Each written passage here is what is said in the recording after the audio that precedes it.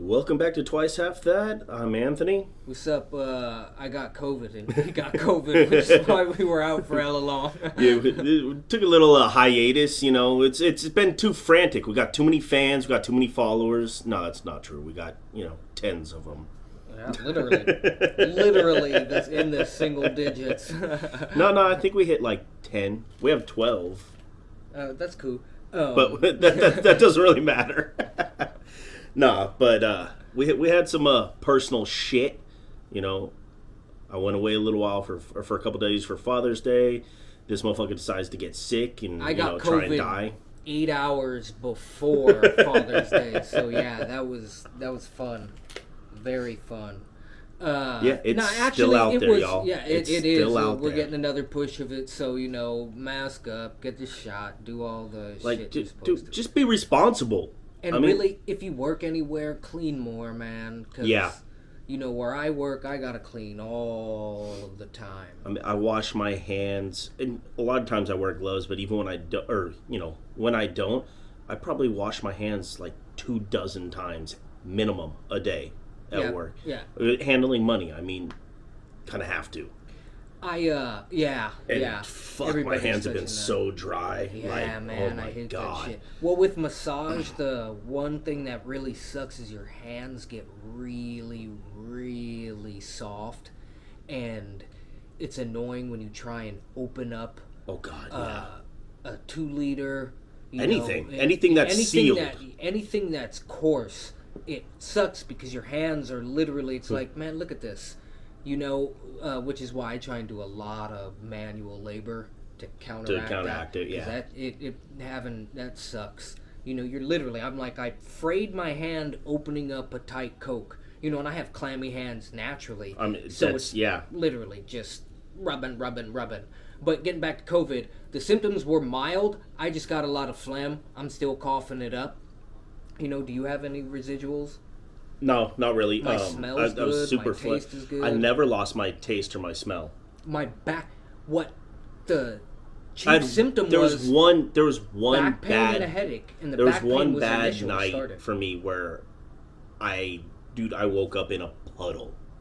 I was like running on the feet, and I was so sweaty. Yeah, I after that, like it was super mild, like body aches. It was like I had the fucking DTs, man. Like, whoa, I'm cold. Now I'm hot. Now I'm cold. Now That's I'm because hot. he couldn't open that bottle of Coke. He was, having withdrawals. The bottle of Coke, bottle of Ludlum. No, that shit. It was more annoying than it was. Yeah, no, it's the best way I could put it is I've had it's shittier flus. It's a bad cold at this point, but that's because vaxxed, boosted. Taking all the precautions. I think of age too. Yeah, that helps. And then also the fact that it seems like these newer strains are far more mild. It's starting to get... Well, because the virus wants to... it wants to live. It doesn't want to kill you, which is why the Spanish flu, subsided the way it did, because the virus doesn't want to kill its host. It wants to learn how to... live off of it for as long as possible.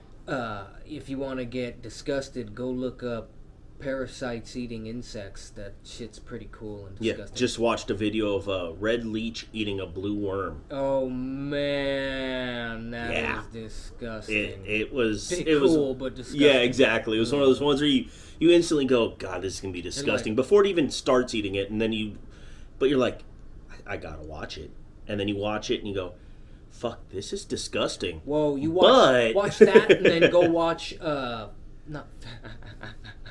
go watch Phil Jackson's King Kong. Go watch Peter Jackson's King Kong and think of the leeches there. That makes it a lot shittier. God, or think of the leeches in Gauntlet. Freckle. Remember? Yeah. Well, the newer, I'm not going to say the newest, maybe the newest, Gauntlet Dark Legacy. Remember that? That game was fun. I don't think that's the newest, but yes, that game was really fun. That was really fun. Let's go back to that. And EA, suck a dong for being pissants about single player games. I don't like playing multiplayer games. Have it as an option. Have it as an option. Man. But I don't want that to be the entire game. No. Unless I'm specifically specifically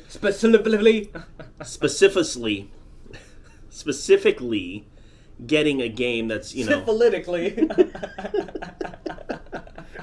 cephalically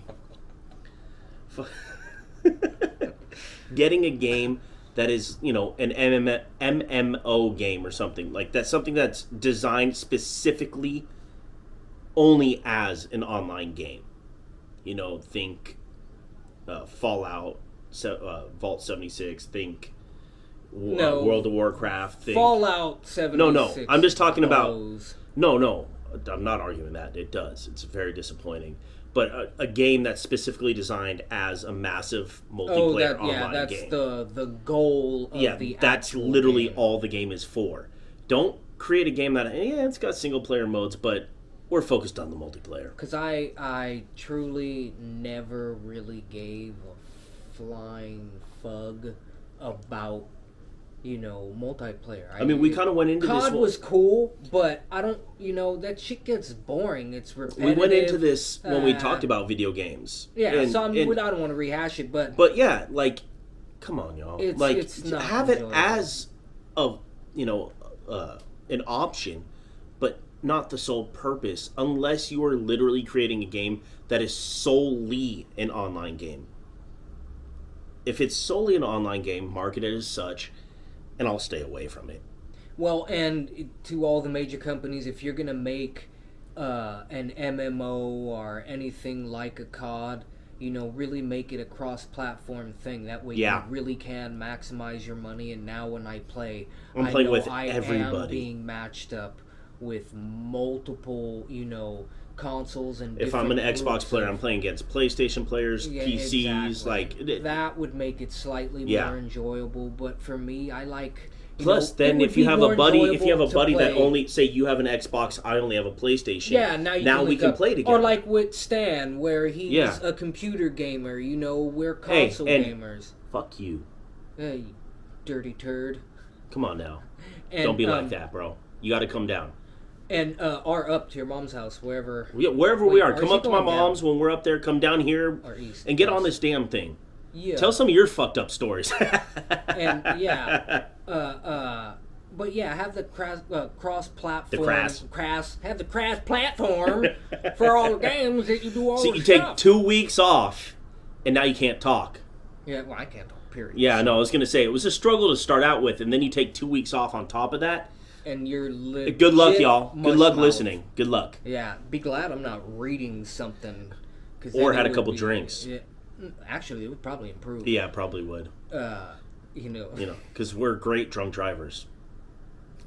Yeah. Well, I've only done it. No, I say that jokingly because people say it. I don't drink. I don't drink to get drunk. It's not something that's enjoyable to me. But I always find it hilarious when it's like someone says, "No, don't worry, I'm a great drunk driver." I am. I'm not okay. I've done it like maybe 4 or 5 times. Nah, that's lying. Maybe twice. And it was like times 4 or 5. Fucking 3 in the morning. And if you know the area, the little industrial park in South San Francisco. You're coming from the UPS and Oyster Point. Oyster Point. There we go. From that area over to, Hickey-ish area. Yeah, the Hickey area. I was like, damn, what's the name of that? I was about to say Harbor Way, but that's Richmond. I was like, yeah. You get away with driving drunk there, too. A lot of people did it. I didn't. But, I've only done it twice. Don't do it. It's not worth it. Please. And I know motherfuckers are going to do it anyway. If you are, just go slow, man. There's no need to speed. Because you're going to kill somebody and you need to stop. Yeah. But I also want to talk about... and that's the other thing is a lot has happened in the last 2 weeks that we've missed. So I don't even know if we're going to be able to get to all of it in this recording. We're going to miss a bunch of shit. So, we may try and get up again this week to put something out. Otherwise, we're going to double up. We'll get to everything. Eventually. But there's been a ton of just shit in the last week and a half. Yeah. But in like the 2 weeks that we've been, MIA, hey, and we didn't forget about y'all. We've been MIA. You talk real good. But a lot's happened, and we're going to touch on as much as possible today. And if we're able to get up again and record tomorrow or something, we will. Otherwise, it's going to have to wait till next week. But it will come. And on that, we'll go with where you want to start. Let's talk about what's going on, in the basketball world. Yeah, we'll start with a little bit lighter. We'll get at the heavy shit later. Yeah, with the Nets and KD and Kyrie and I mean you have to throw in Ben Simmons just because he's there and he was traded for. And you have to think that part of the reason that it's not working out and both these guys want out is they don't feel like Ben Simmons is enough to put them over the top. I think that's bullshit. I think that KD and Kyrie, their relationship may be a lot more frayed. I mean, I think the way I look at it, the way I look at it with them, why would you want to continue to be associated in a basketball sense as a teammate with Kyrie? Bro, you're good, but if you're not injured, they've been together for 3 seasons, and granted, part of that was KD's recovery, 1 season of that. So I don't count that. That doesn't count. Two full seasons they've been teammates where they've both been healthy. They've played 44 games together. No. 44 games together. Wow. And what was it, 16 between Kyrie, KD, and Harden?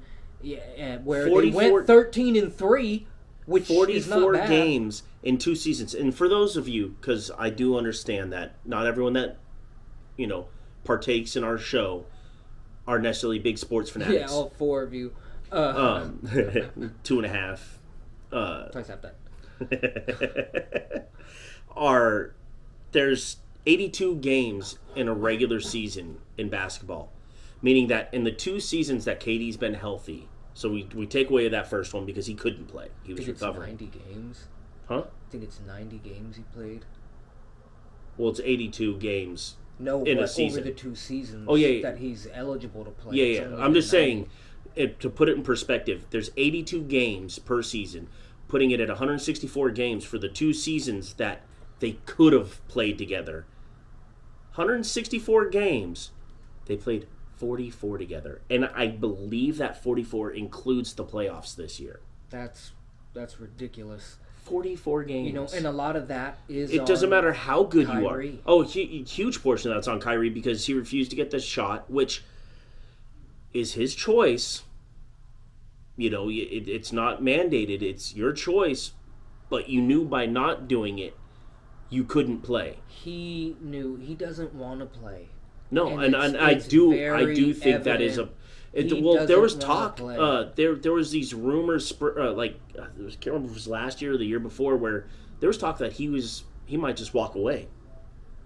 Oh, he wants. His problem is that he wants the money. Exactly. He just doesn't. I think it might. It's kind of like a Ben Simmons situation where. No. See, Ben, I'll give Ben. No. But I'm saying Ben kind of has a little bit of that. I want the NBA check, but I don't really want to fucking play in the NBA. No. His is I'm scared to play in the NBA. He's masking it as something else. He just got a big ass, case of the yips. And he's being a little bitch about it. The one thing I will say is historically, he could still man up from that position, come back, and everybody in the NBA would be like, all right, good, bro, welcome back. He does have a reputation, though, and this is beyond what's gone on right now, of quitting on teams.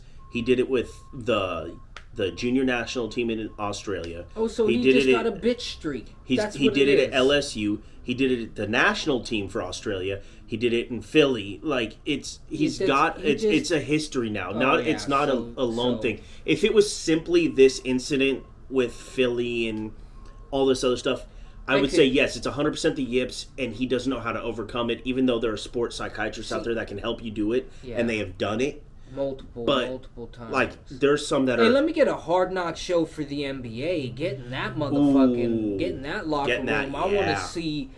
how these people interact when they're back there. Because I do like that I can't remember if they already did it for this past season or they're doing it for next year. Is they're going to have an in-season Hard Knocks. So they're going to have like the preseason one throughout all training camp and stuff, and then they're going to have a separate team. They do it in season. Oh, that's so you cool. can see some of that stuff. That's cool. I want that in basketball. I want that in every sport. Like, give me a version of that for baseball too. Like, see the interactions in the clubhouse, and you could see the outcasts. You could see the people, the quote unquote alphas. You could see the people that, people just don't like. You can see the people that people gravitate towards. You can see the way they interact with each other.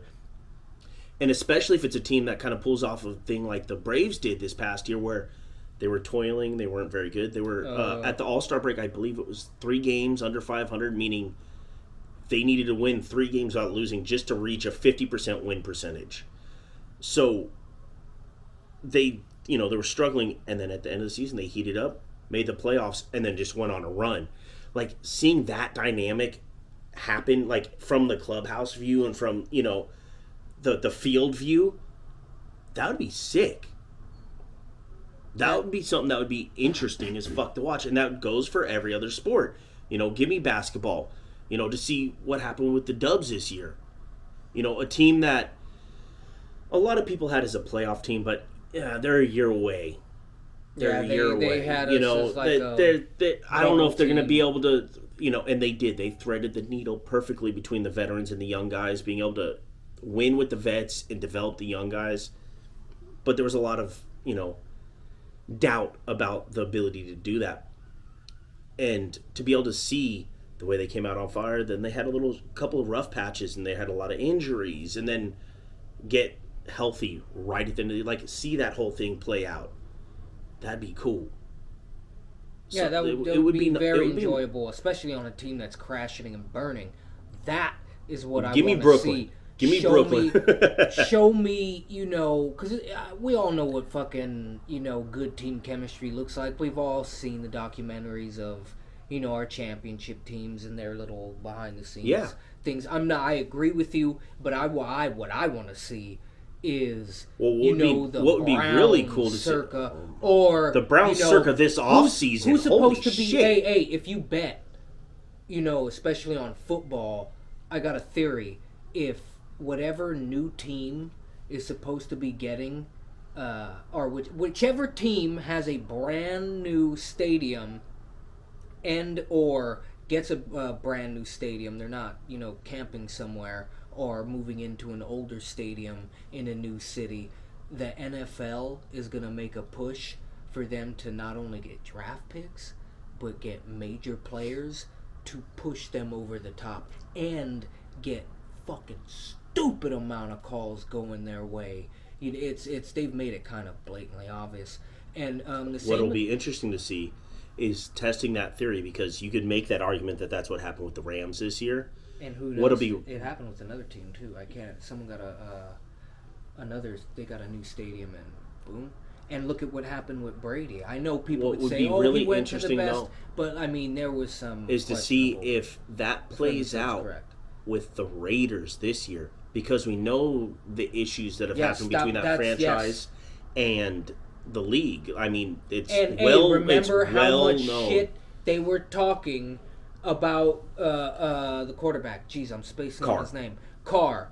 Remember how much shit people were talking? Oh, he can't do it. Even when he was having all these fantastic games, the second it flipped over to we're moving the team, they slowly started shifting that narrative to him being a better player, even though his play hasn't really changed. And that's what I don't like, is the fact that we no longer have sports. We have stories. The leagues all operate the way wrestling operates. It's a show. They're gonna move it towards, they're gonna steer the ship into the best, how do I say this? The best jet stream they can.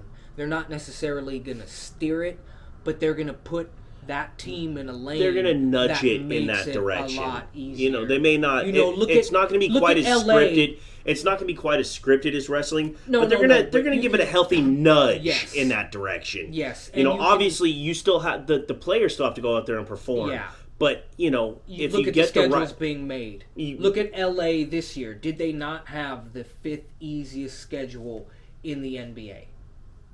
Yeah. Like at some point they had a really easy schedule, and why would you? Everybody knew who they traded for, who they did that. Like none of this. Thank you for making that trade for Westbrook. You made me a couple $100.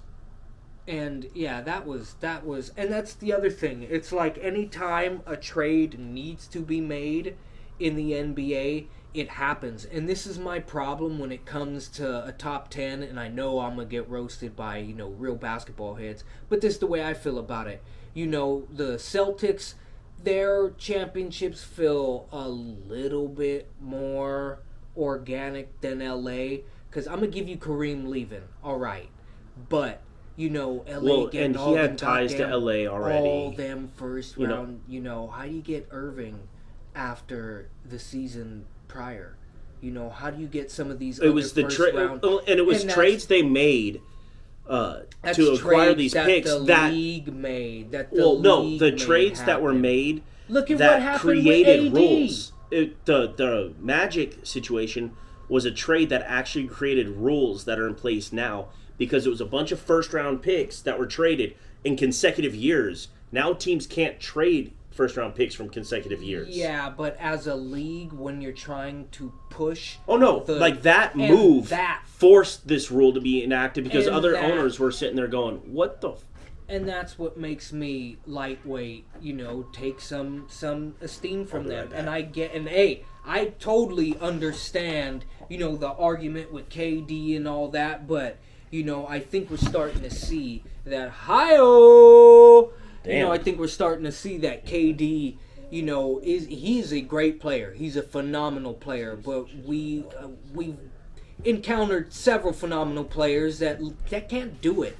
There's a lot of great people that could carry a team, especially when the league's helping them,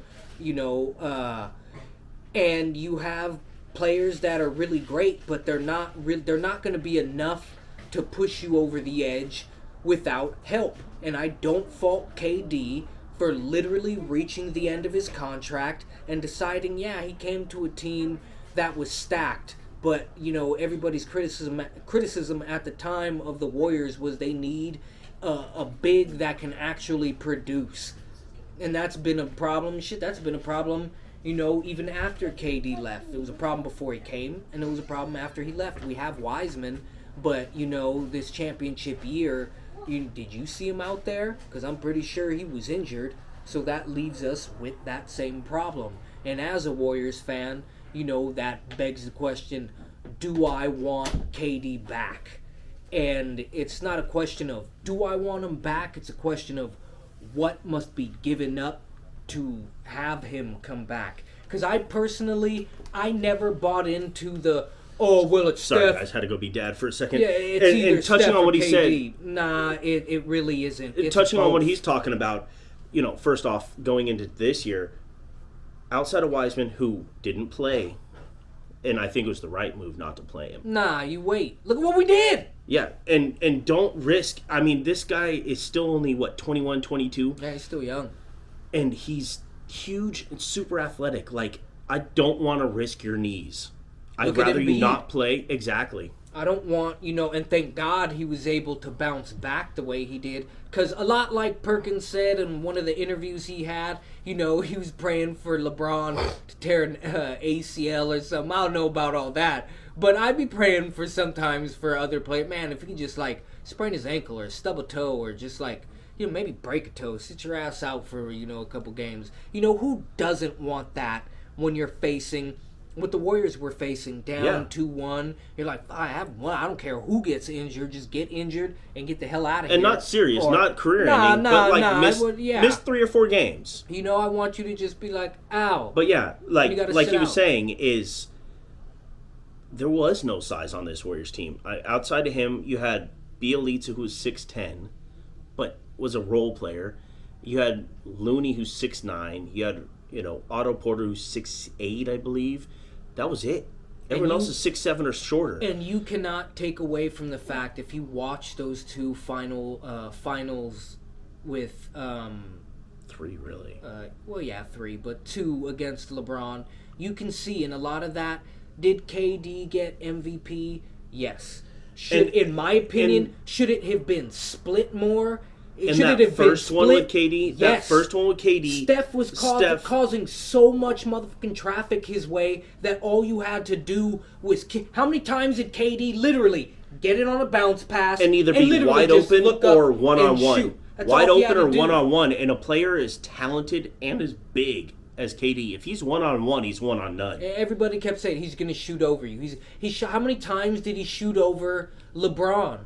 And LeBron was only playing... 3 steps off of him. You got to remember that as a defender, he knows KD could shoot a 3. He also knows this motherfucker he can take you off the dribble. Man, so he got to play kind of off him. And KD being around Steph, he started realizing I could start busting from further and further away. And he did. And he did. You could see it. There's a big difference in his 3-point shooting when he was with OKC, which was good. And then when he came to the Warriors, it slightly improved. And you could see his confidence when he would do it. You could see... And really, that's the key. The skill was always there. Yeah, but the confidence to be able to take that shot, skyrocketed. And this is the problem with some players, is they seem to forget that, what you desired was team ball. When you came and you played, and I remember knew what you were signing up for. You were mad, several times because, you'd get asked, and you'd take it kind of to heart, act like it was a slight.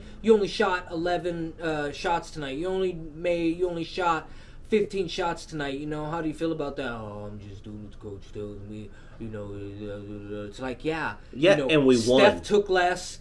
Clay took less. Everyone is taking less. That's what happens when you come to a team and you play. There aren't many players that basketball will willingly do that too. And that's the key. Is you have 2 established Hall of Fame scorers and shooters, and they're willing to give up 2-3 shots a game in order to accommodate you, because they know it's the better. Or it's for the better of the team. Everything flows more. You get more of what you've seen this year with the Warriors. And that's why I think Wiggins is the perfect third piece. He's got that personality where he doesn't need, and a lot of times he doesn't seek out his. But when I do like what they try and tell him is we need aggressive wigs sometimes. Because when he wants to, he can still, and this is what people. He can literally flip a switch, and he can get to the basket against anybody, anytime. Multiple facets to your game, because it's going to make it a lot easier to operate. Just like with Wiggs, you're constantly getting, a change-up, because he's playing defense. And then all of a sudden, we want him to be aggressive. Now he's coming out firing all fast balls. And it makes it that much harder to gauge him, because then you get what we got, where he's playing phenomenal defense on Tatum, on really anybody you put him on. And then he's one of the best wing defenders in the league. And he switches gears because in a lot of these, in the current, NBA mindset as a player, you either have a player in a offensive mindset or a defensive mindset. And if they know that Anthony's more defensive minded, they're going to kind of forget about him on the offensive end. And that's really what helped Wiggins, was you just forgot about him, and then it was rebound. You forget about Steph, for all the talk, and look at all his rebounds. Steph's a pretty decent rebounder. For someone his size, he's a very good rebounder. Wiggins, for all the talk of, they need a big man because they're going to get beat on the boards, he kind of took it upon himself to go, no, we're not. Rebounding is an effort. And he averaged over 10 boards a game in the finals. And man, I love that. That's what people He's a 6'7" small forward shooting guard. Rebounding averaging 10 boards. I don't understand why they got away from it. They weren't just like... Nah, they were big boards. We needed them, and he went up and he got them. Tips. I loved playing tips. Yeah. Getting the rebound was the funnest motherfucking part. Sometimes I'd get the rebound. I just kicked that motherfucker out. Hey, get yourself out. You know, if I knew that I was going to get the rebound and I couldn't get a good, tip shot off, it's like, all right, screw it. I'm just going to bounce pass it on out, and then have people fight over it. They all move away from the basket. They shoot it. You miss. Now I got it. Now I got a better chance at tipping it in. And if you see, Curry does that a lot. So that's kind of a team. I think that's kind of a team mentality, because you do see that a lot. They'll tip it. If they can't get it, and that's where losing a guy like GP2 sucks, because he would box out. He's a 6'2" guard boxing out 7-footers. That's what I mean. That's what these old heads talk about when they talk about defense. You get in there. Get your body in there. Don't be afraid. It's playing defense in the NBA is like hitting in the MLB. It's gonna be difficult. It's a game of averages. Well, you're gonna get shot. You're good. They're gonna score most of the time, especially now. They're gonna score. Especially with the skill of some of these guys, it's there's inevitable. Nothing you can do. But you can make it more difficult for them. And it's long been said, and I've heard it so many times, and I like the way it's put, is a lot of what defense in NBA is effort. Are you willing to put in the effort to just get in front of the guy? Just put your hands up. And that's why you see every once in a while LeBron can turn it on. Oh, he absolutely. And that's one of the frustrating things is, and I understand at this stage of his career where he does play less minutes. Hey, this motherfucker does not need to play 35 minutes. Yeah. I want him to play 28 a night. He needs to play, a little bit in the first, a little bit in the second, a little bit in the third, and you pay that dude for the fourth. Or you treat him like a warrior and use him up in the third, and then because, he's not clutch, use him the last 3 minutes. Let him get rest. He's at the end of his career. Yeah. Help him out. To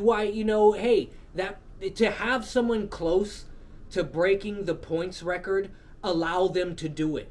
Have some of your younger dudes play, should he play a little bit more defense? Yes. Playing lesser minutes will allow that to happen. With the he is a marquee player. Protect that investment. In Westbrook, this isn't open for fucking discussion. You're coming off the fucking bench. They can't, bro. Their styles are very similar to both ball dominant guys, which is why as soon as they made that trade, I said they're not winning shit. Well, you're still good. As soon as they made that trade, and it's not to knock. I'm not knocking Westbrook. Westbrook's talent.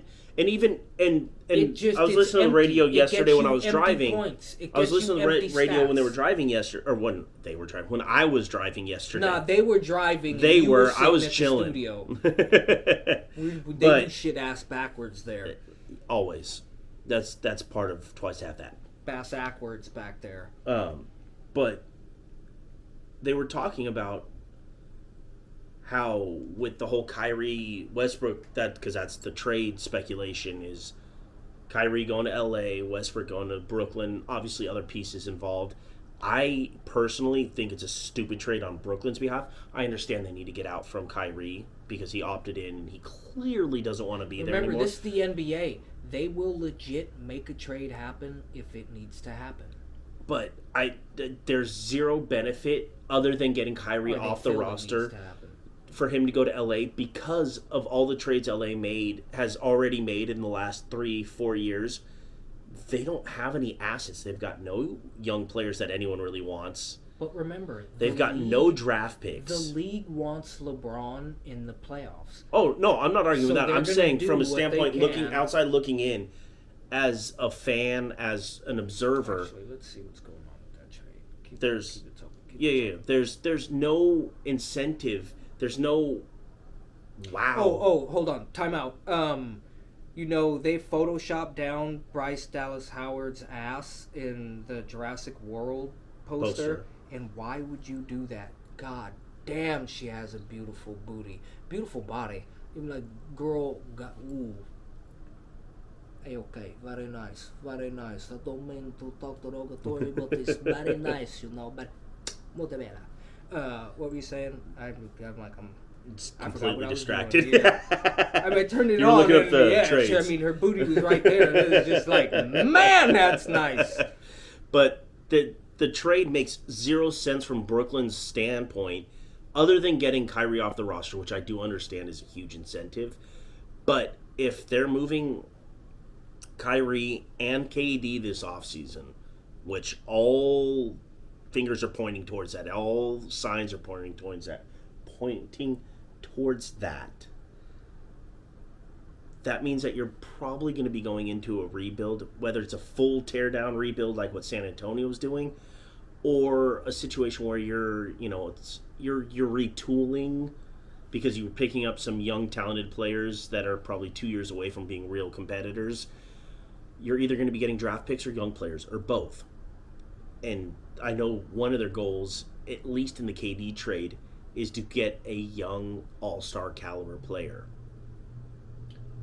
If you're trading Kyrie off the roster for Russell Westbrook, you're trading him for a 33-year-old point guard who can still play in the NBA.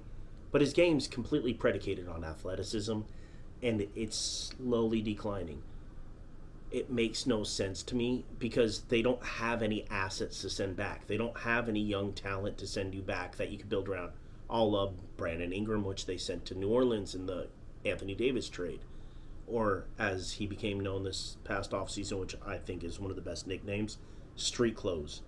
Because that motherfucker's in street clothes more than he's on the court. Who, Kawhi? No, AD, Anthony Davis. And Kawhi. Well, yeah, but no one even talks about Kawhi anymore. They're all expecting Kawhi to be, there's nothing's really going on trade rumor-wise. No, I didn't think so. They're expecting like a 1-for-1 trade with the Raptors, but it's like, a 1-for-1 trade? What the fuck are you talking about?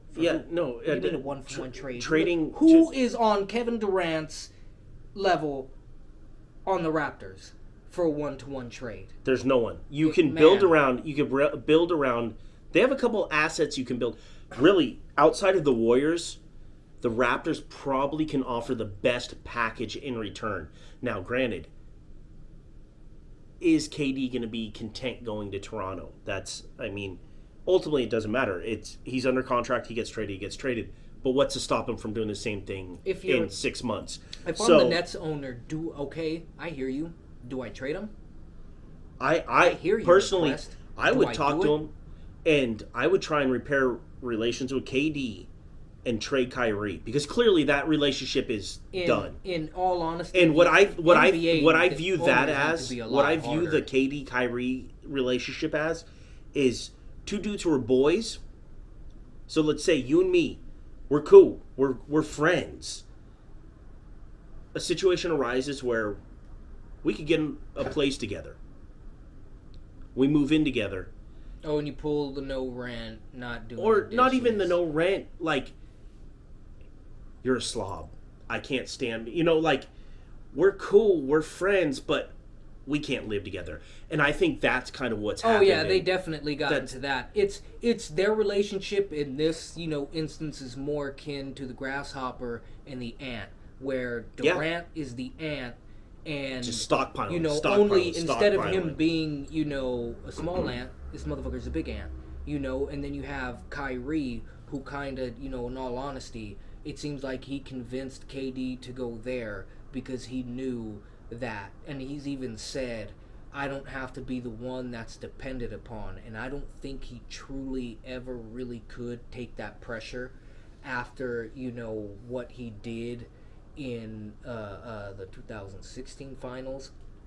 It seemed like it was a little too much for him. It blew his ego up, but he also knew that, I don't want to blow that title that I've been bestowed because of his 41 points, and he made all 5 clutch shots.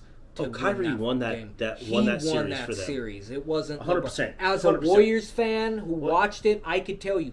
Did LeBron contribute? Oh, LeBron was a huge part of it. They're not in that position without LeBron, but Kyrie won it. Kyrie 100% won it. You cannot deny that. Yes. And since then it's been him thinking that he's big dog and he's a leader just off of the reputation or what he did there. And just it's like, what that's he not, did. and that's not how it works. There it is. That isn't how, I've been trying to force them up the road. This is some of the residuals. Residuals from the CCP virus. But going back to the grasshopper and the ant analogy, Kyrie expected to just keep playing and gallivanting and not showing up to games, knowing that Durant is good enough to carry the team that they have to a victory. Especially when they get Harden, he's like, them two can definitely do it. I can pull, and this is what I was afraid of when, Kawhi kept pulling that, oh, my leg, I can't play back-to-back games. I can't do night game after, or day game after night game. It's like, I can't practice. I can't practice. I can't do this. And from, one of the reasons Pat Bev got traded off the team is because he called him. Yeah, he called him on it. Hey, nigga, you making a lot of money, bro. You get off your ass and come here and play. I don't know you. You can't just come here and expect us to just feed you the ball. And that's the thing and you're not a hero. What you did to get to the finals was luck. Oh, that ball bounced 72 times. Raptor fans. Hey, that was a good victory, a fantastic victory. You won, but that is a massive motherfucking asterisk, and you don't win that title if Clay and KD don't get hurt. I'm sorry. Good as your team was, and Steph, and Iggy, Looney, and Iggy, there was multiple people hurt, but you guys still went out. And you still won. You still have to win. Even though Curry was injured as well, and we still pressed you. So just know, if we had even take out Clay, take out KD, if the rest of the team isn't as injured as they are, we're probably going 7 games. Who wins it? I don't know. But, playing the what-if game, I'm pretty goddamn sure we're going 7 games. Because Curry played well while being injured with nobody. And Looney came back from nobody, a destroyed clavicle earlier in the playoffs.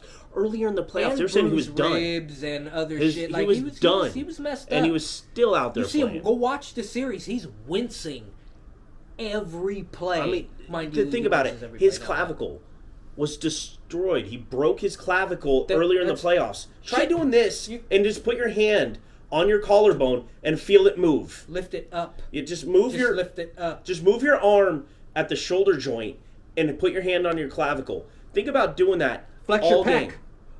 Flex your pec. It's gonna hurt. All that works in conjunction with each other. Conjunction.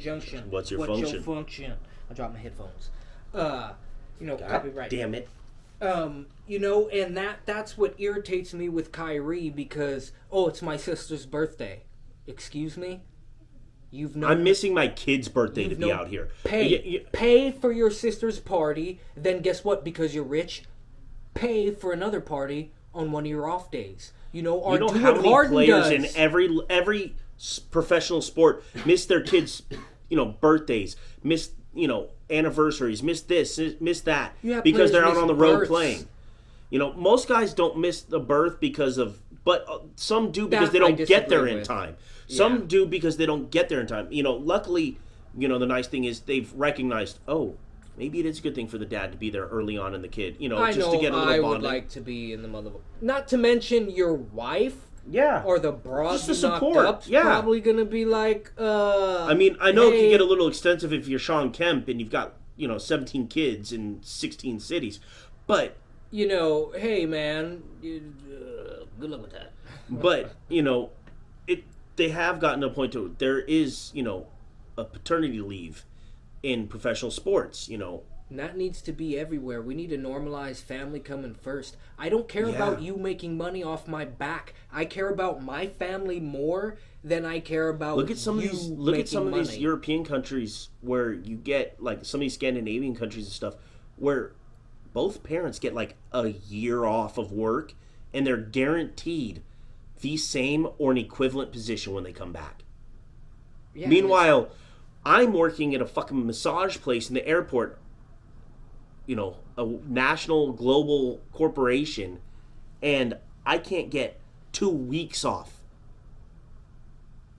Yeah, it's crazy. Because my daughter was born before I hit a year. Even though I didn't put in for my paternity leave until after I hit a year, because I knew I hadn't hit a year yet, and they weren't going to approve it. Yeah, and you still can't get it. And so, because she was before, not in the state of California, you can take your leave up until it needs to end by the end of their first birthday. So I put in for it. I get denied because she was born before I hit a year. Why does that matter? It's still within the year. So, and you know what I get told? Loophole. You know what I get told?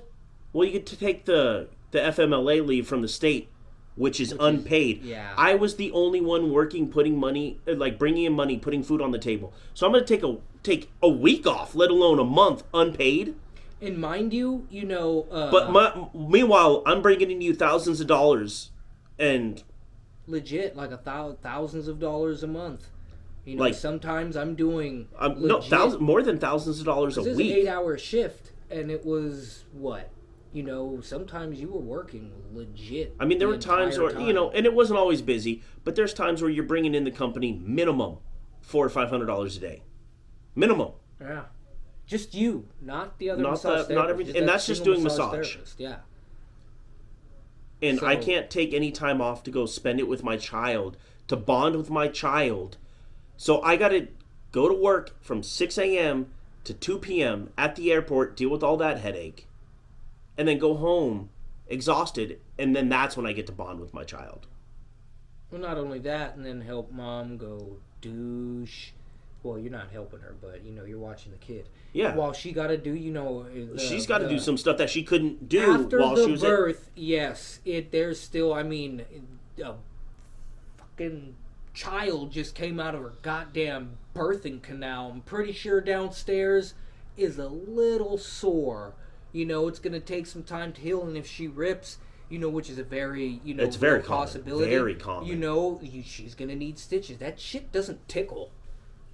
At any point during the process, at any point after the process. What do they say? You cannot have sex until 6 weeks. Yeah, 6 weeks. And some chicks are like, bro, it's not happening for 6 months. You're gonna have to wait, homeboy. And ultimately, that's taking a piss hurts. Yeah, you ain't going nowhere near it. And mind you, for me personally, I'm gonna get a little personal right here. You go get a crack whore, but beyond that, no, but I'm gonna get a little personal here too. Like going to the whole leave situation. My daughter was premature. She was born at 29 weeks. 29 weeks, 4 days. That's early. All right. She was born in September. She was due in December. She had to stay in the hospital for a full month. Just over a month. Yeah, it was a little bit longer. It was just over. It was a month and a week, I believe. So, and she still got out of the hospital before they even thought she would. She was just like, no, I'm good. I'm out. Yeah, I'm healed. Peace out. And, I mean, this little girl's, you wouldn't be able to tell she was a preemie. You looked at her now. I mean, oh, yeah, she's good. Modern medicine's amazing. Yeah, it's amazing. And the nurses were amazing. The doctors were amazing. Like the Ludlum really did help. The whole thing in that aspect, they did a lot. But work didn't give a shit. No, they don't. They did, and don't care. Absolutely, they don't. We're slaves. You're a commodity. Look at Amazon. Look what Amazon does. So, they're going all automated because they know their projections tell them that they are not going to be able to hire anybody because they burned up all of the stock. Because their thing is literally to run you into the ground and then fire you. Yeah.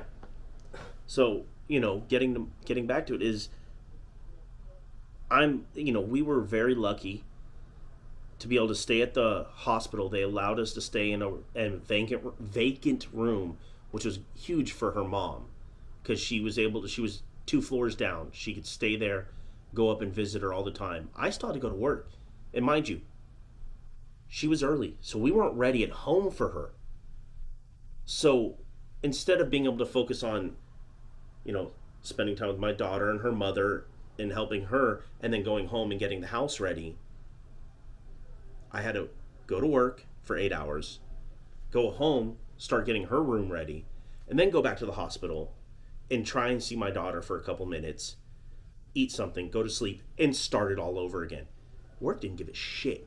No, they don't care. You're a slave. Yeah, so getting into what some of these Scandinavian countries are doing, and not just them, but some of them, I know those ones off top. The Western European countries, yes. A lot of them do it. You get, some, it's not quite a year, but a lot of them, it's a full year for both parents.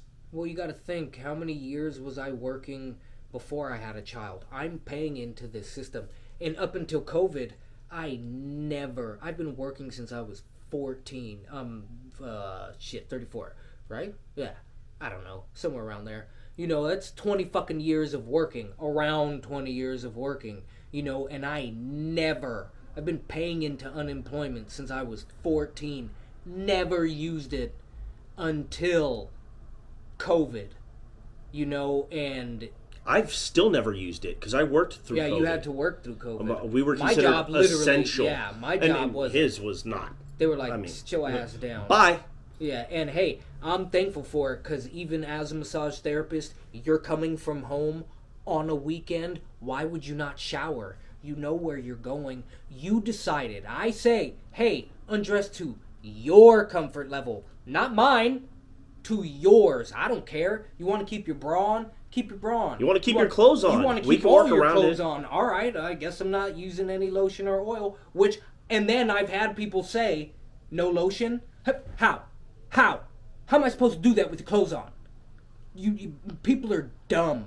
They really, truly are. And I will not argue that. In fact, I support that statement. Work, doing massage during that time because you're playing with fire. You're not going to... You still are. Look, you still are. You got sick. We don't know if it was at work, if it was, it could have been at work for all I know. You still are. But with COVID, I do kind of give a little bit because I had it for a minute, apparently, and then it just hit me when I was at work. Like, literally, in the middle of a massage. It may not have been from work, but... No, yeah, but it hit me like in the middle of a massage. But that's not to stop anyone from in my back. I was using perfect body mechanics. You need a bacchiotomy. Yeah, and literally I was like, oh, scheisse. And then, I didn't know what it was. I just thought my back was being a bitch. So I continued to work not knowing. Yeah. And when your back starts hurting, your first thought isn't, shit, I got COVID. There was wasn't coughing, wasn't sneezing, wasn't anything. There was no, I canceled. Actually, no, I left early. I canceled a couple clients just so I could. I didn't cancel. I moved them over to somebody who's empty. And then I was like, my back hurts. I got to go. And then it was that night. And when I got home, it was like, even without it being COVID, if you're body is yelling at you when you're doing massage. Yeah, you gotta cancel that. You gotta cancel. Like I had to leave early when I was doing massage a couple times because my back would flare up and I can't do anything. No, it hurts to stand, it hurts to bend, it hurts to sit. And if you sit a lot, hey, do this stretch and lean forward. For those of you listening and not watching. Oh yeah. Hey, well then, if you're listening and not watching, jump over to YouTube. No, still watch through the audio. Now put your ankle on the opposite knee, lean forward, and then go back to correct posture. Pull your knee that's bent, over to the opposite shoulder, and that'll help stretch the piriformis and some of the glute med. In other words, your ass. Yeah, and it'll help the side of your ass. Yeah, it's your hips. It'll hips, which will help loosen up your lower back. Yeah, if you're sitting for longer than 15 minutes, get up. Do a couple squats, do a couple lunges. Just move. Just get up. You don't need to do it for long. I used to tell people, set an alarm like at least once an hour. If you're sitting for extended periods of time, at least once an hour, just stand up, kind of step around. You can use that time to go to the bathroom, go grab some water, go grab some coffee. But even if you don't want to go do that, just set an alarm on your phone or on your computer and just stand up and just kind of move around a little bit. 2 minutes. That's all you need. Not even. 30 seconds. Just move around a little bit, break that consistent chain.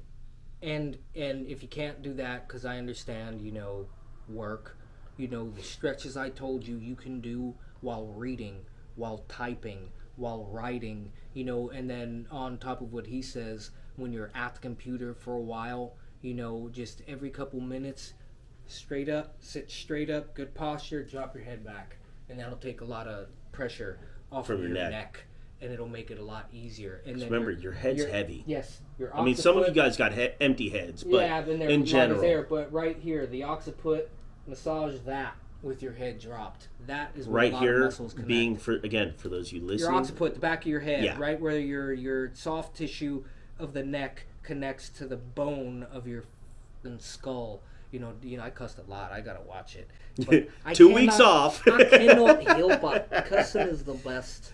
We had a nice little 2 week run where it wasn't too bad, and then you take 2 weeks off, and you're right fucking back at it. Yeah, I haven't said nigga in a while. So you said it earlier when you were talking about Pat Bev. Oh yeah, well see, Pat Bev is I like him, but I also don't like him. Pat Bev, he's a real dude, and he got traded. He got traded. I like his tweet. I didn't see it. He said, he was all like, "Time to take another team to the playoffs." I was like, I want to see him win a championship. But I mean, and honestly, there were a lot of moves. I wouldn't mind if he came up in free agency if the Warriors picked him up. Oh hell no, he's perfect off. He's a perfect. But going back, he's a perfect backup point. Like I wouldn't play him as a starter personally because I don't think his game plays well for 35 plus minutes. Oh shit. I don't think his game plays quite as well for 35 minutes, but if you're using him in like 20 to 28 minutes as a backup point, that dude's nasty because he's got dog in him. And that's huge. Like he gets under... Man, when the Dubs were playing... is it Houston or... I think it was Houston. And he was guarding KD. Yeah, he's not. He's like he wasn't doing a hell of a lot. He wasn't doing a hell of a lot to stop KD, but he was like, he's Kevin Durant. You whittle him down. That's the thing. But the fact that he didn't run away from the moment of having to guard KD speaks to the dog in him. Yeah, he ain't no bitch. No. And I like that. I do. I like that. So I'm 100% with you. If he came up in free agency, I wouldn't be mad if the Dubs made a run at him as a backup point.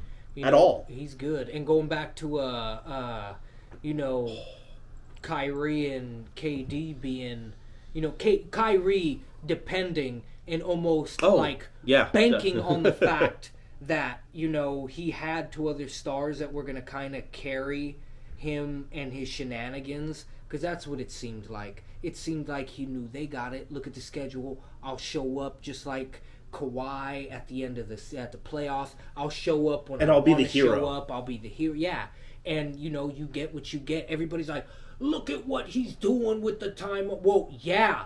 If I literally have 2 weeks in between games, I better be literally. And I know I don't have to play. I have no excuse to be able to play 35 to 40 minutes a game and put up 40 points a game. Literally, he could play 48 minutes a game, literally because he's not going to play back. Play for another week, 3-4 days. Man, who wouldn't love that? And then saying that, I bring it back to Westbrook. If you don't... People need to understand, especially when you get to that level. Jumped so much. There was something I was going to say about the whole... When I was talking about driving back, listening to the radio, they were talking about that trade, and I went down the rabbit hole of it makes no sense of the 1-for-1 trade, because if you're trying to rebuild, Westbrook's not going to help you do it, and then... Okay, you're going to take on Westbrook, but you better be getting 3 first-round picks or 2 first-round picks. Yeah, with no picks from but LA there's no to picks till for another 5-6 years. But you got to wait. That's a long time, man. By then, you may have already rebuilt. There's a whole new generation of basketball players in the league. It's like that's crazy. So that doesn't make sense. But the one thing that they said that I agree with is, you always question, they're similar players in the sense of they have their flaws, but you question Kyrie, his drive, all the other shit, all the off-court stuff and everything. Westbrook, for all his flaws, that dude just wants to play basketball. That's all he wants to do. He will show up every game and play for you. And he will play hard. Yeah, he will. He'll only play his game. And which is why I don't think he'll ever win, because his game is very much so... it's kind of schoolyard basketball. I'm going to do all these things. And it's stat predicated. Yeah. And he found an avenue in which to achieve that. And he's not an overly skilled player. That's not to say he's not a talented player. And in his prime, he may have been pound for pound the best athlete in the NBA at that time. But his game is completely predicated on athleticism. And that's where, as a coach, I would tell him, he never developed a jump shot. He never developed any. Nothing. Look at now. Look at his fundamentals on layups and shit. They're fucking lackluster. And that's why he's always shot terrible percentage-wise. He'll keep putting it up. I mean, he's got unwavering confidence. He's the anti-Ben Simmons. He's got unwavering confidence. Well, he knows eventually it's going to fall. Exactly. That's why. But his confidence never diminishes. But he's a diminishing product because his game is completely predicated on athleticism. And he's getting older. Which is the one thing that depreciates as you get older. Wear and tear. Which is why I believe what the Lakers should have did was not convince him, I pay your fucking check. Well, you're gonna come off the goddamn bench. And the thing with that too, because as someone who comes off the bench, you're a second unit leader. There is no bench. And when you're on the floor, you're the man. This is war. We're going to war. Why are you mad because you're not, the first wave? That's like, no, we're not playing that. When you have a run game in football, you keep the run game no matter how much you keep getting stopped in the beginning because they will wear down and then you can move past them. Well, and you go back to the Dubs. Look what they did when Kerr first got there, when they won their first championship in 30-some-odd years, is they convinced someone who had been a starter his entire career that coming off the bench was for the betterment of the team. It's for the and best. Lo and behold, and I'm referring to Andre Iguodala. I'm referring to Andre Iguodala. Kerr told him, sat him down, and he wasn't happy about it. But then they started winning. And just because you're not in the starting lineup doesn't mean you're not going to play starter minutes, and doesn't mean you're not going to play... Starting lineup, no. Starting lineup means jack shit. That means you're out... When you have the talent that is currently all the talent... I shouldn't say all of it. Most of the talent in the NBA today, if they were to come off the bench, you need to understand, if your rating is a 90 and everybody coming off the bench is about a 75, you're way better than them. You will dominate far better. And if you have, let's say you do have your number one and your number two, and then, a distant number three, but someone that can easily get you, I'll say easily get you about 12 to 14 points a night. That gives you a viable option. You go with your 1 and your 3 to start the game, and then you have, the second guy come off the bench and literally flip off everybody on the other team's second unit because you're far better. You could dominate them. All your moves are going to be like, wow, it's the greatest basketball player ever. And that would, especially, maybe not so now, but if you were to convince Westbrook to move more to a assist first, assisting and rebounding, then coming in and trying to score points because you're losing it. And in order to offset that, you're going to be somebody who's going to basically do what LeBron does. Crash the board, kick it out, and let shooters, pick it up.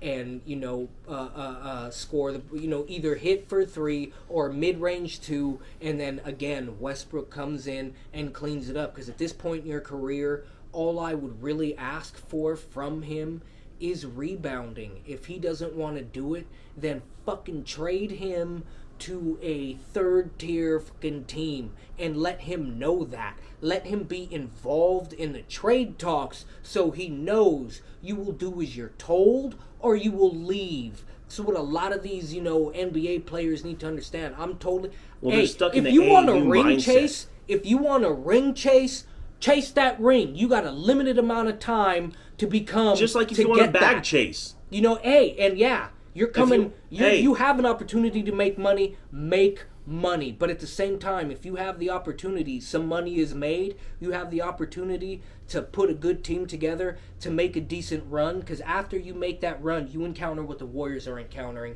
where people are going to show their worth, and other teams are going to be like, they're paying you a lot. How much is that? Does that look good to you? No? How much is that? Does that That's what just happened with Gary Payton. Bow. How's that? Okay, we're good. All right, let's go. That is what you do, and that allows other players to be seen. And this is why I believe they should shorten the NBA season and expand the postseason. That would make for far more intriguing ball. And I like the argument I've heard. Some people don't turn on until the playoffs come about. They need the pressure. Yeah, they need the pressure. Can't do it. And when you could see it, it's right there. It's easier to obtain. And the same thing with baseball. You need to lob off 40 fucking games. You really They'll never do that, but they might lob off. You'll get. But you 16, add 14. Okay, that's bring perfect. It down to 148. If you do that. Now add a whole nother 2 or 3 series to the playoffs. Series as is, I mean, you could lob off without changing the calendar too much as far as when the season begins and ends. You could lop off 14 games from. You save on pitchers' arms. Travel. You save on travel. You save on a lot of different things. You're just wearing players down. And to your point, so you lop off 14, and you can add another round to the playoffs, which, depending on how many teams you're including, can be 4 to 8 additional teams between the two leagues, between both the American and the National League. You could add probably another 4 teams each league, at least 3 each league, and then that means a whole nother round, which the money that you're losing by lopping off those 14 games, playoff tickets are more expensive than regular season tickets. That's what I'm saying. You've made up the difference. Not only that, and then jerseys. Jersey sales. I was thinking about this last night when I was playing MLB The Show 2022. Wait, no. 22. Where am I was like, my brain farted like... came out hard. Stupidity shining through. You literally... Thank you, I was public school system. Yeah, man, we were playing... I'm on the Giants, and it was the... Jesus Christ. Jackie Robinson Day. So, everybody's wearing 42. Yeah. Who else has a mega number in baseball? Ruth. Yeah. Aaron. Well, Mays. They're not going to do it. Mays. There's all these other players. We can have days, and you even modify the logos for every team. Kind of like they did this year with Jackie Robinson Day for the first time, where the numbers in Dodger blue. Yeah, fuck you. Fuck the Dodgers. You could go to hell. But I'm a Giants fan, so, to my core, you can eat a dick. Which is why it hurt me to say that. But I get it, to what you're saying. But even then, in all honesty, coming from San Francisco, if I was born and raised and it was that day and I had to have Dodger blue on my back, I'm probably not playing. Like, legit. Unless I'm forced to wear Freddie Freeman style, crying, going back home because I gotta wear this piece of shit blue. Which is funny because he grew up a Dodger fan, or his family grew up Dodger fans. He's from SoCal. He's from LA but area. I mean, and part of the reason too that he was crying wasn't so much he was pissed that he was wearing a Dodger colors. Well, it's how he got done. It was he wanted to stay. He wanted to stay, and his agent kind of fucked him. He did, which is why he turned around and fired him because there was reports coming out that the money wasn't that much different, which leads me to believe that information wasn't relayed to Freddie, that Atlanta's willing to offer you pretty close to what the open market is.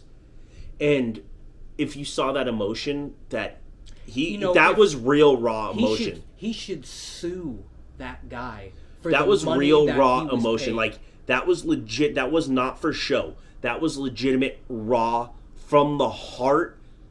I wanted to be a Brave my entire career. Yeah, and that's what that was. He didn't want to. He was from SoCal. His family may have grown up Dodger fans. But there's fans, a rebirth when you are when you get drafted. Player. When you go into that organization out of high school, you're 17, 18 years old, and that's all you've known. Now you're in your 30s. You've been in that organization for like 14 years, from draft through making it to the majors to winning an MVP, to winning a World Series, to doing all these things, and you've built relationships with the city. Not just with your teammates, not just with the front office, but with the city, with the uniform, with the fans. If you don't understand sports, when your name becomes synonymous with a team, you know, a la Kobe with the Lakers, you know what I mean? Like name anybody from your childhood. Jeter with the Yankees, exactly. You know, that's what you want to be. Posey with the Giants, like that's what you dream about as a kid. When you say a player, Tony Gwynn. Mr. Padre. Man. Literally, Mr. Padre. Mr. Contact. That dude was ridiculous. Look up, man, seriously. Like, if you're just getting into baseball, it's kind of become... It's a completely different game than it used to be. And a guy like Tony Gwynn, like, now strikeouts are normal. It used to be where... It was kind of taboo to strike out. You didn't want to strike out. Like, you better not strike now out. They're going to talk so much shit. It is super normal to see multiple hitters, everyday players striking out 160 plus times a year. Unacceptable. Which means they're striking out at minimum once a game, on average. You know, obviously some games there's more, some games there's less. But Tony Gwynn, I got to look it up. And I'm going to do it after I state this, so I could verify it. But I saw a stat of his where it was something like over the last 3 years of his career, he struck out like 32 times. Yeah, he and there was a point in his career where I think he was hitting like $164 or something, and within a month he was at like 313 or some shit like that. He can hit, but you know, when you become synonymous with the team, your name is interchangeable with, you know, saying Brave, saying X team. You don't want to leave, and that becomes, you know, annoying. And you know, when you have more teams getting to the playoffs, you build more people who become household names. All right, more jerseys will be sold. So that stat's a little skewed because his last 2 years he missed huge chunks. Yeah, he was fat and injured. But his 162 he game still average. Fat though. Don't no, he used to be shit. skinny. He would be like, I don't feel like running. I'm just gonna hit a single, and hit a single. And that dude's back control was absurd. Or be like, we need a double. He's pitching? Let me see. All right. Okay. So let's put this in perspective. It is not uncommon anymore to see numerous hitters, not just a couple, large number of hitters striking out at least 150 times in a year. A year.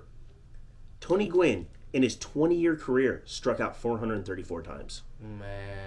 So that gives him a 162 game average of 29 strikeouts a year. That's crazy. That's he never struck out more. That's video game. He's never struck out more than 40 times, man, in one season. That is ridiculous. There are hitters that do that in a month. That is ridiculous. Javier Baez can do that in a week. That is ridiculous.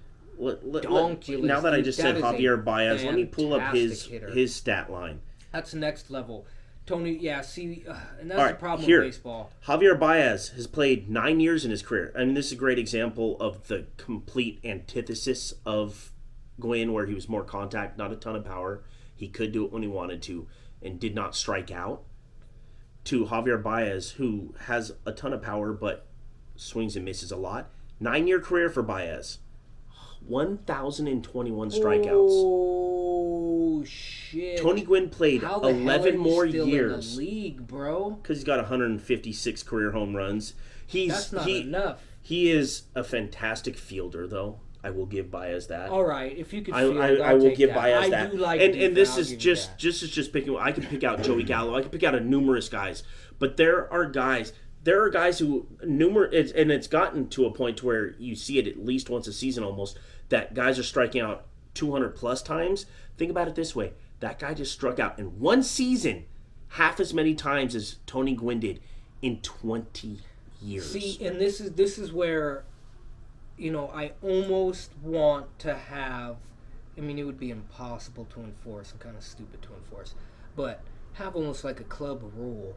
You know, you get to throw let's say your max is a buck, or C note 100 miles an hour with your fastball. I want you throwing 94. You get 100 miles. And back in the day, 100 miles an hour was rare. You get now no, they can do it. No, Yogi but you Berra wouldn't said, see it. No, you wouldn't see it. You wouldn't see it because now. In game That's they all you see. understood speed, variation of speed on the ball. Junk balling. You don't see that shit anymore. Greg Maddux is the perfect example. That dude, when he first came up, he was probably like 94-ish.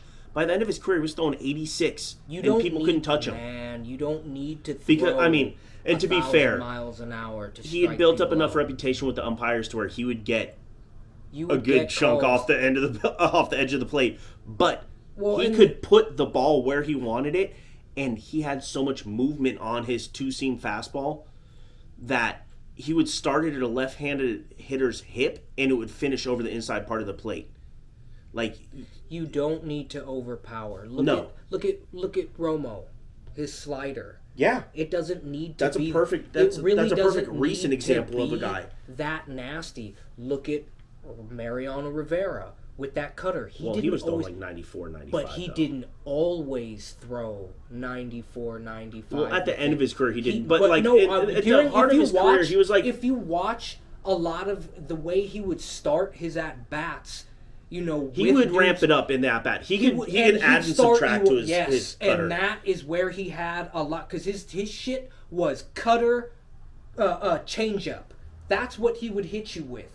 And it was like 99% cutter, and then every once in a while he would drop something else. Well, he knew how to use the cutter. You would either and it was the funniest thing. He couldn't show anyone how to throw it. That was just his natural fastball. No, because it was in the moment. He knew how to throw it in the moment. It's hard to teach somebody, how much more newtons of pressure you need to put on that, specific spot of your index finger and your middle finger to make it rotate. It's literally the size of your hand, the tactile, relationship between the nerves in your fingers and the neurons the length in of your finger, brain. The strength of each individual finger, everything. And that's where junk balling really needs to be taught for people to understand how the ball comes out of their hand. Yes, is it fun to see triple digits up on the speed gun? Of course. That's where you reach back, and at the end of the game, when I'm like, I know he's going to reach back, you reach back, and I'm like, I'm going to crush this 100-mile. Oh, because it was 100, and I knew it was coming, I swung at something way above the fuck at my eyes. And going to our local team, who is struggling mightily right now. But Carlos Rodon, who in his first year with the team, I'm getting to learn a little more. Oh, he's murdering it in 2022 for me. So. Oh, dude, he's nasty. He's nasty in that game, dude. But he's a guy who starts like 94-ish, and then in the 5th, 6th inning, when he's at 90 pitches, he's throwing 98, 99. He adds as the game goes on. So you can have 100 miles an hour in your arm, but you only have so many per game that you're going to be able to throw. Like, there's not very many guys who could go out there that the Jacob deGrom, the young guy from the Reds, Hunter Green, it's an effortless 100. So he's not putting as much stress. That's just natural. There's not as many guys. A lot of guys that are throwing 100. They're max effort. Yeah, it's max effort, which is why you see a lot of them end up in the bullpen where they're topping out at 25 pitches. So you can't be utilized as a starter. You can't. So to your point, I would like to see coaches at every level, especially youth, emphasize movement and location. It doesn't mean breaking balls. Fastball, changeup. Changeup. Exactly. That's all you work on. Fastball, changeup.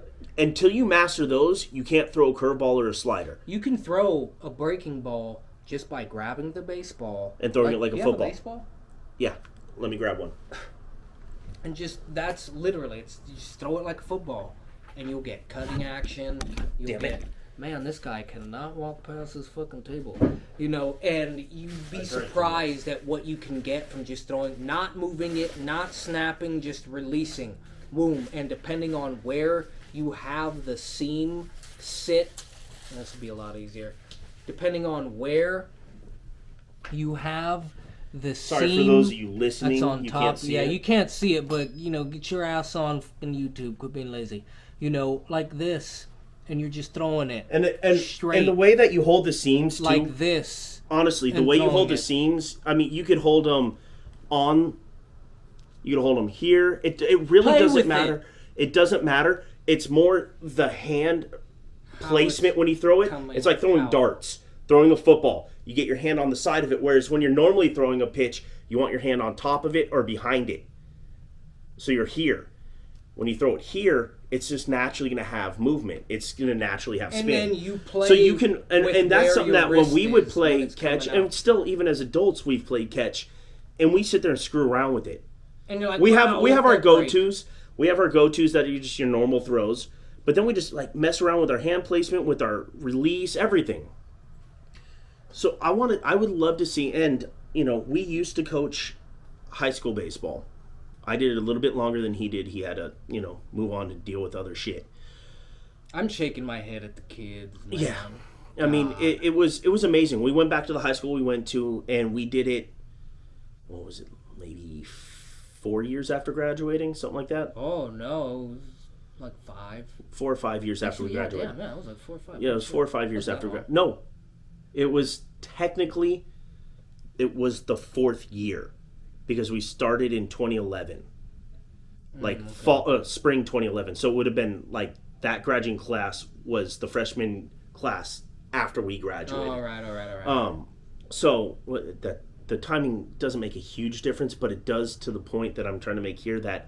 So we went back to the same school we went to because that's who we knew. I was playing at junior college. It wasn't working. I wasn't getting playing time, and it wasn't for my lack of showing up, anything like that. The coach did what the coach did. I'm not going to get into it. It doesn't matter. I was on the Giants at the time. Just don't look that shit up because it's going to make me look bad. But I wasn't getting any playing time. I decided that I was ready to walk away. But I wasn't ready to walk away from the game. Contacted the AD who... other stuff came out later about him. But contacted the AD and was like, do you guys need help? Do you need an assistant or something like that? The head coach actually had just quit. So he messaged me back and one thing, and I end up hitting him up like, I didn't ask him to be my assistant. I told him, you're doing this now. Yeah. So, okay. Well, he wasn't doing shit at the time anyway. No, the fucking housing market had crashed, and he's like, all right, I'm not getting anywhere. But we went back, and it amazed me at how inexperienced from an athletic standpoint the kids were. We're talking about they're only 5 years younger than we were. Yeah, so what the hell were you doing? There was it's not a huge difference, and we were essentially. I had a couple players, but other than that, we were essentially coaching Little League at the high school varsity level. Even the good kids were. There were a couple. There was Chris. Chris was naturally gifted. He still needed to learn the game, but a lot of them were. There was Puma. There was a couple kids, and then there were a couple that we had a couple. Sergio, who was our other pitcher catcher. Yeah, he learned. The game. He was relatively inexperienced, but he picked it up very quickly. And unfortunately, he was a junior who only played 1 year for us. He had to work after that for his senior year to help he's support pretty good. Yeah, but he picked it up quickly. He was very inexperienced, but he picked it up extremely quickly. We were very fortunate as far as, but there were a lot that didn't know the game. I had to teach them how to throw. Didn't know their body. I was like, dude, do you know how to use your arm? I had to teach kids how to throw at the high school varsity level, which, getting back to the point that we were on, is we always emphasized changing speeds, movement, and trying to hit your spots. Nothing breaking. You don't need to throw anything breaking. No, because if you could change the speed on your fastball and you could throw a good changeup, it's just as lethal. And I would like behind you need to learn how to play defense. So just the better you guys and the more solid and the more breaking breaking balls you try and throw, a lot of times for kids, especially at that level of experience, the more balls you're going to throw, which means you're going to walk more people, and your defense is going to end up on their heels and not paying attention. So when you finally do have a ball get put in play, they don't know what to do. Like they're off in space, And so I would like to see more youth coaches. And honestly, if I get in a position where I am making enough money, whether it's doing this or something else to where I have the free time, I would like to get back into coaching. Especially like youth coaching. It is nice to be able to see these kids when it clicks, because we did have a few of those where it clicked for them, and you can see the game completely change in their eyes. Yeah, especially when they listen to you. Yeah. And what you said helped them. And those are the best ones too, because it's like a lot of times you get those ones where they're not really listening, and then they finally listen and it works, and they kind of look at you like, "You're right, coach." Oh, yeah. So I would like to get back into that. 2 plus 2 is 4. Like, hey, look at that. I would like to get back into that at some point. Like, that's a personal thing. I would like to get back into coaching, but I would like to see more youth coaches emphasizing control, location, movement, command. Because when you can and demonstrate then, to a hitter, if you have someone who can naturally throw it 95, 96, 97, 98, 100, but their emphasis, their foundation is location and control, you get a guy like Jacob deGrom, who, when he's healthy, when he is healthy, he's the best pitcher in baseball, and he's a guy who can put the ball where he wants it and throw 100 miles an hour. And then when you throw an intentional ball, people tend to chase, and it makes your job a lot easier. Now that breaking ball that you've learned, that changeup that you've learned, is even more lethal. It doesn't even have to, and that is where it doesn't need to be in the zone. That is it for the kids out there. You use breaking balls to come just in. You want it to look like a strike and end up out of the zone, unless you're trying to steal a strike early in the count where they're sitting fastball and you just lay a little right in there.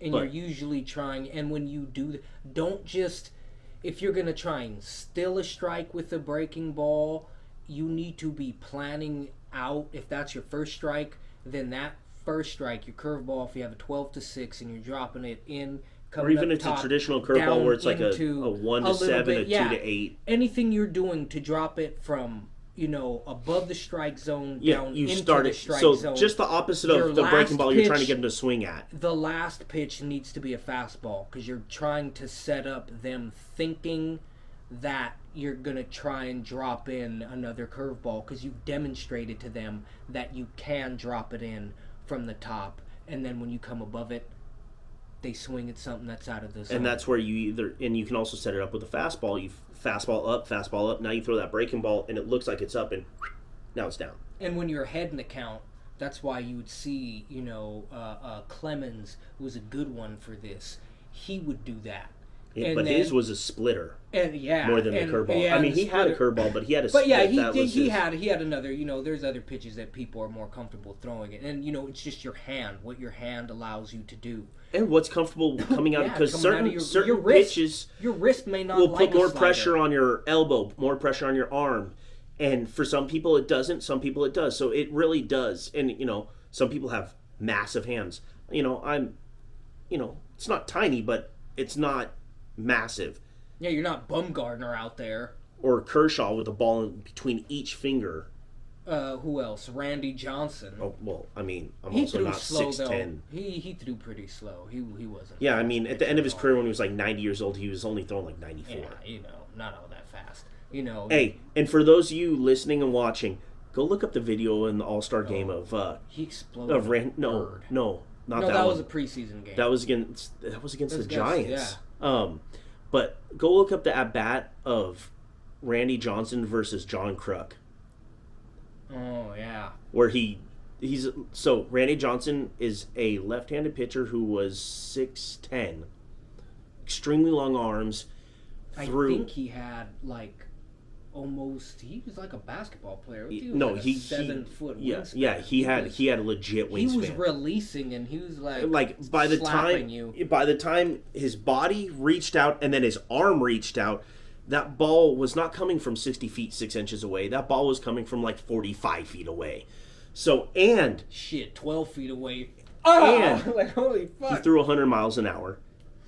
And like he didn't always know where it was going. It wasn't coming. Yeah, and it was coming from like a high sidearm, low three-quarter. If you're the batter, instead of the ball coming down like that, it's coming this way. Yeah, coming from here. And can you imagine you're batting and it's going right by you? That's not going to be fun. So let's break it down real quick. A 95 mile an hour fastball released from an average release point takes 0.3 of a second to reach home plate. That is less time than it takes you to blink. Now think about a fastball coming from closer than the average release point, going faster than that. Yeah, it's going to be hard to hit. And he had a reputation of not necessarily knowing where it was going when it left his hand. So it was scary. But, So Kruk, who is a left-handed hitter, who that ball is basically coming from behind him. And sometimes it doesn't go in front of him. No. So the joke was, I think Johnson threw one behind him. He takes his helmet off, turns it around, and gets into the right-hander's batter's box. So just go watch the video. It is hilarious. Randy Johnson versus John Kruk. John Kruk is spelled Kruk for those of you. He was a character. Well, he needs to come back. He does. ESPN needs him. Well, he does. I think he does do Phillies games. Like he does. He's one of their guys. Yeah. Okay, bastard. He should be a national guy. He is hilarious. But yeah, so that one, and then there is the Randy Johnson hit in a spring training game, which is preseason for those of you who do not know. That's when they're ramping up, getting ready for the regular season. He's pitching against the Giants. Throws his nasty fastball. This one's with Arizona with the Diamondbacks, and poor little bird is flying in between the batter, and the pitcher, and he just it gets obliterated. It blew up. I mean, it literally just feathers, and everybody was like, "What the fuck?" Yeah, nobody knew what the hell just happened. That bird was zooming too. It was not going slow. I mean, it was. You couldn't have timed it any better. Any aspect of that. Everybody was like, "What the just happened?" Randy's all like, "What was that?" Nobody knew what the hell just happened. And then they did the instant replay, and it was like, it was a bird. But going back to KD and Kyrie, Kyrie, I like you, but you really need wherever you go next. Honestly, if you don't even go nowhere, anything except injury. He's a hell of a talented player, but that dude has done a lot of. He's just. It's wasted. He is an interesting individual. If I'm the Nets, you keep you don't move on. And that's something I was going to touch on that I completely deviated from, which is not normal on this show at all. Is with KD, with the Kyrie thing, there's no reconciling it. It's done. It's done. He's done. You need to get rid of him. You need to move on from him. He knows he's not going to win there. He knows that. But I would do everything I could. Back for Kyrie. I would do everything I could to reconcile with KD if I'm the Nets, because he's still granted he's getting up there in age, but he can still perform. You could still. Can he? He seems to get injured a whole hell of a lot. Now he does. So, and when it comes to injury, I'm starting to kind of not believe it when you do get hurt. It just feels like you're kind of fucking milking it, And if you are, again, that falls on you for making me believe that, because you cut out all the goddamn time. We're running out of video battery, so we're going to have to end this, relatively quick. But, as a Warrior fan, would I like to see KD come back? I would like to see the player, I'd be like, hey, he's old, so I'll tell you what, homeboy, I'll give you Wiggins, because we only got a year left with him.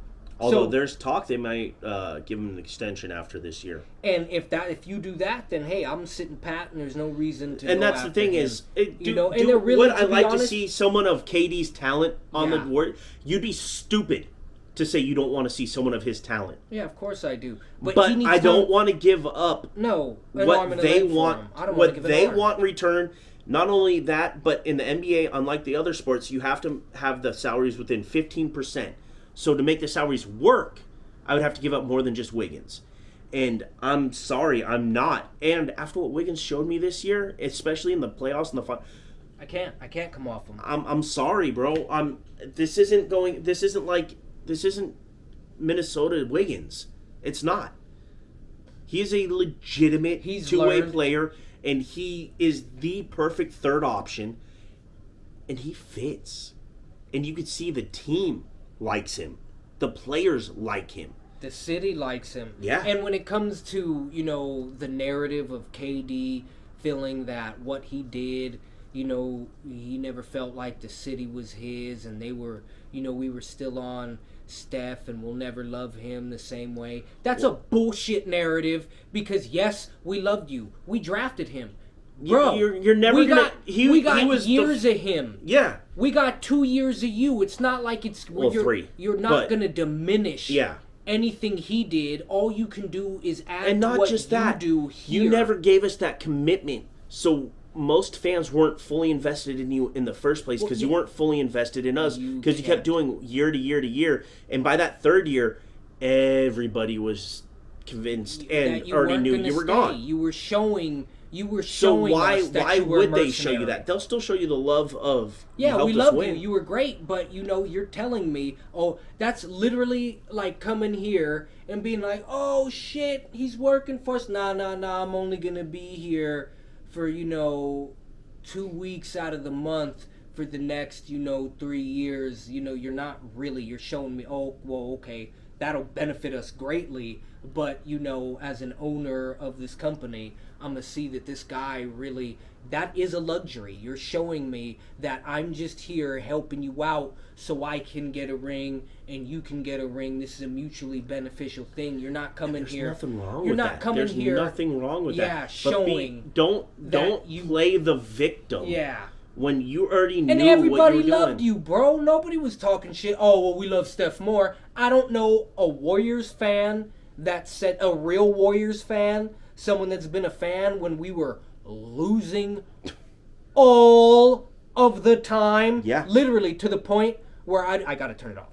I got to turn it. I can't watch this. This is driving me insane. And then you'd be like, you tune in to watch J. Rich just slam that motherfucking ball down, and then he was getting injured all the time. And he was being a dick. And Don Nelson was being a dick. And it's like, all right, well, we can't work nothing out here. That fell apart. A lot of shit fell apart with Don. I love you, but, nigga, come on now. Hey, Don, do what you're doing, bro. Yeah, I love you. You do what you're doing. He's a cool cat. But, you have your own strand of weed. Yeah, you cool. Nelly Kush. Like, bro, you're over there, you own, like, half of Maui, and you're just growing and doing your thing, smoking with Willie Nelson. Cool, because, you ain't Hawaiian, and we kind of fucking stole that from a country. That shit ain't cool. The least we could do is, I don't know, allow the poor indigenous people who, if we don't remember, you didn't allow to go to school. You didn't allow to own shit on their own fucking island. So, them not having equity or education to get out of their situation, it makes it a lot harder. You made it real easy to perpetuate the cycle. And having any rich person, because I'm not just going to say white dude, because Oprah's gone there and kicked people off of their own land too. So that shit. If I were ever to, like, for me personally, if I ever had that type of money and I was going to go buy land in Hawaii, I'm buying land. I'm bribing the governor to kick everybody out. Nah. No. I'm going to the indigenous people, and I am paying to be able to stay on that land. Nah, you'll just get superseded. They'll fuck you over eventually because they don't give a shit. You got to go to the top, as top as you can go, and have that governor codify.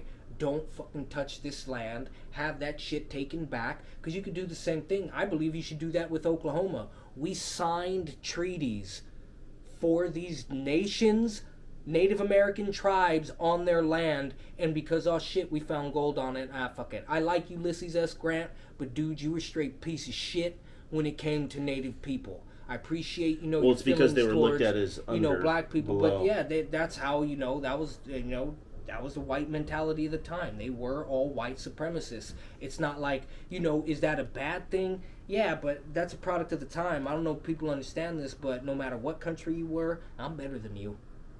That persists to this day. It's only different because we got, America got lucky with World War II. Go look it up. a lot of shit changed because of that war. And World War One, we came out on top. We were making money hand over fist, just being all like, yeah, here goes some weapons, here goes some shit. We weren't stopping that shipping. Motherfucker, we were making bread, bro. Just like now. You don't think there's, China and Iran and some of these other countries ain't feeding shit to Russia the same way we're feeding shit to Ukraine? Yeah. You guys tripping. You need to pick up a history book and learn how Black Wars and Cold Wars work, because we participate in a lot. But, we need to wrap this up. This is by far our longest episode. Like I said, we've been gone for 2 weeks. We got a lot of shit to catch up on. I got a lot of jaw-jacking to do. We will we'll discuss. Maybe we'll be able to get up tomorrow and get a little more recorded, or the very least next week. But there's a lot we didn't touch on that happened in the last couple weeks, and we will get to. Maybe I don't know. You know us. We may remember. We will start with every intention. We try to cover current events, and we get to like 2, and then go on tangents that it's we got to clean it up. But in all honesty, that's how our conversations legitimately go, life. And that's what we're bringing you into. Hopefully, for all 6 of you. But we'll put out some more content soon. Like I said, we're on a little hiatus. COVID break, CCP break. It was courtesy of the Communist Party of China. But yeah, we'll get back. We'll get back to putting out more. We'll try and put out a little bit extra to make up for the lost time. Thank you for listening. Those of you watching us on YouTube, hit that subscribe and like button. Comment down below. Those of you listening on Spotify or any of the other platforms we're out there on, follow, download, hit us up. Yeah, just listen. Yeah. Nope. I want money. But yeah, shoot us comments, shoot us emails, shoot us shit. Like, give us topics. You want to hear us talk about something? Give us a topic. If we think it's stupid, we won't. But there's something to be said about it. We'll say something. Even if it is stupid, it gives us something to talk about. Yeah, exactly. So, comment, subscribe, like. Later. Peace.